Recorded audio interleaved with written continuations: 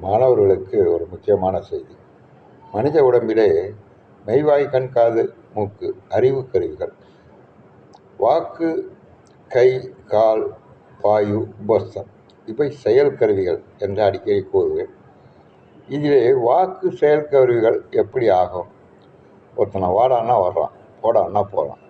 அவன் சொல்வதனால் அந்த செயல் நடைபெறுகிறது. எனவே அது செயல் கருவிகள் பொருந்தும். ஒன்று, மெய்வாய், கண், காது, மூக்கு அறிவு கருவிகளே தவிர அறிவு பொருள்கள் அல்ல. இதை புரிந்து கொள்ள வேண்டும். அதே போல வாக்கு, வாயு, உபஸ்தம், கை, கால் இவைகள்லாம் செயல் கருவிகளே தவிர அறிவு பொருள்கள் அல்ல. நன்றாக புரிந்து கொள்ள வேண்டும். சைவ சித்தாந்தம் கூறுகிறது. அப்போ அறிவு பொருள் என்பது ஆத்மா மட்டும்தான். இதைத்தான் சைவ சித்தாந்தம் வலியுறுத்துகிறது. இதை கொண்டு அது பயணிப்பது